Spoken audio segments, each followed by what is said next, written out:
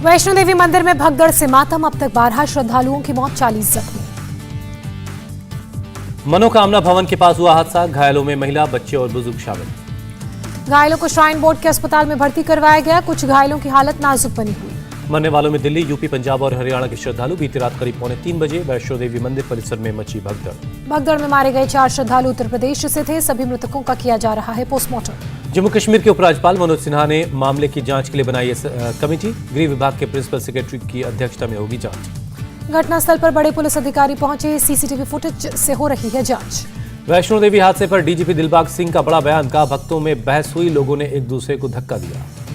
DGP Dilbag Singh का बयान, 2 पक्षों में धक्का मुक्की से भगदड़ मची, भारी भीड़ के कारण गई कई लोगों की जान। चश्मदीद ने भीड़ को बताई हादसे की वजह, कहा थोड़ी जगह में जमा हो गई थी भारी भीड़, जिसकी वजह से मची भगदड़। एक महिला श्रद्धालु ने पुलिस पर खड़े किए सवाल, कहा पुलिस ने भीड़ पर लाठियां भांजी, जिसकी वजह से भगदड़ मची।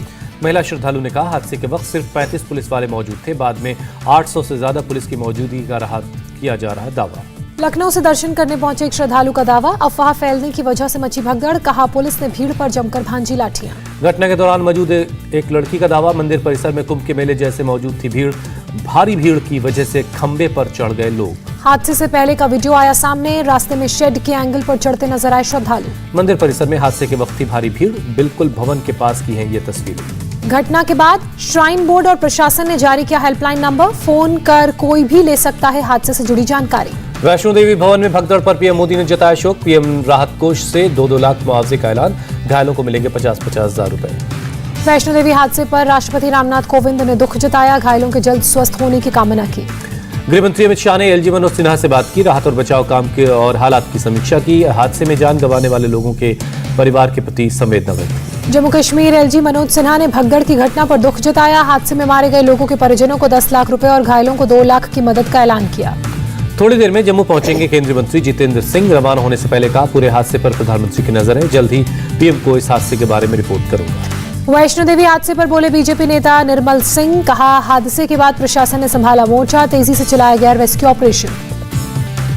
वैष्णो देवी हादसे पर प्रियंका गांधी का ट्वीट, लिखा मृतकों के परिवार वालों के प्रति गहरी संवेदनाएं, घायलों के जल्द स्वस्थ होने की प्रार्थना। बीएसपी सुप्रीमो मायावती ने हादसे पर दुख जताया, कहा सरकार की लापरवाही से हुआ हादसा, जांच की मांग की।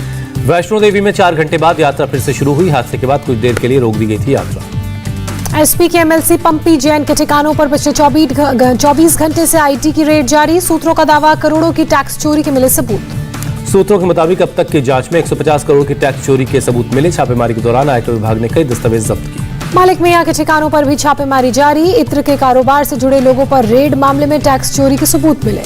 यूपी में रेड पर पहली बार बोली वित्त मंत्री निर्मला सीतारमण, कहा गलत आदमी के घर छापे पड़ते हैं तो इतना पैसा नहीं मिलता।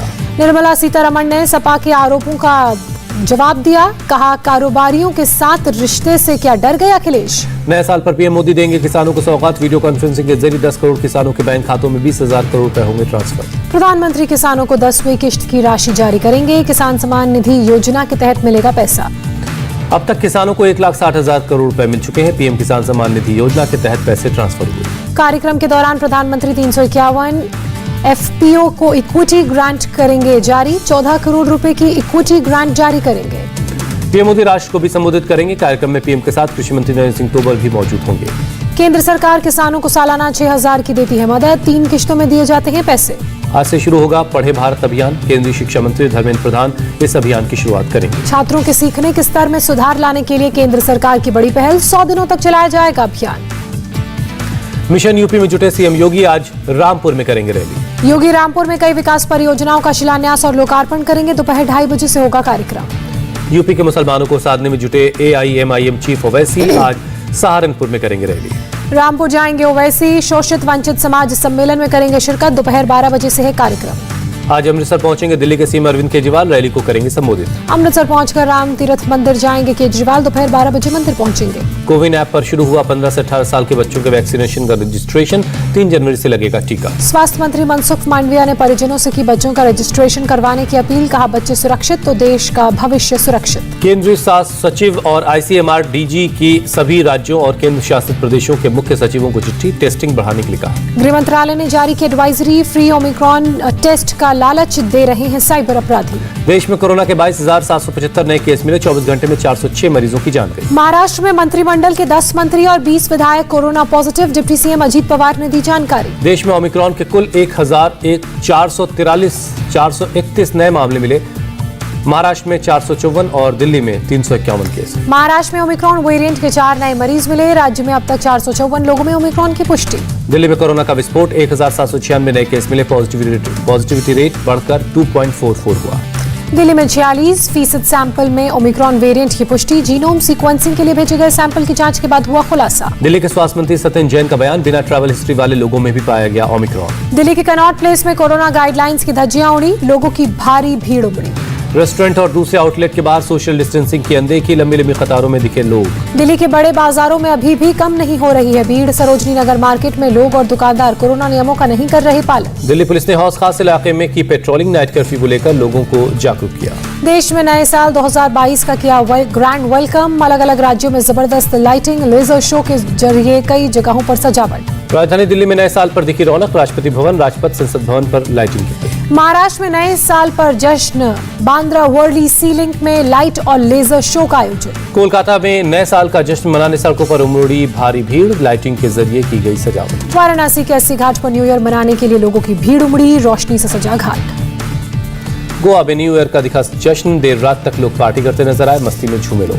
जयपुर में नए साल पर जमकर हुई पार्टी, लोगों ने पूरे उत्साह के साथ 2022 का किया स्वागत। बिहार में ओमिक्रॉन को लेकर पाबंदियां नहीं होने के चलते पटना में बिना मास्क घूमते नजर आए लोग, न्यू ईयर के मौके पर खूब मस्ती की। सीमा पर तैनात बीएसएफ के जवानों ने नए साल का स्वागत जश्न के साथ किया, नए साल का किया ग्रैंड वेलकम। पुंछ में बीएसएफ के जवानों का जश्न, मुस्तैदी से पेट्रोलिंग के बीच कैंप में जवान फिल्मी गीतों पर थिरकते नजर आए। हिमाचल में न्यू ईयर सेलिब्रेशन के लिए उमड़ा सैलानियों का सैलाब, कसौली, चायल, सोलन और शिमला के होटल्स में 100% ऑक्यूपेंसी। चेन्नई में लोगों ने पटाखे जलाकर नए साल का जश्न मनाया, जमकर हुई आतिशबाजी। हैदराबाद में पुलिस कमिश्नर ने पुलिस अधिकारियों के साथ न्यू ईयर बनाया।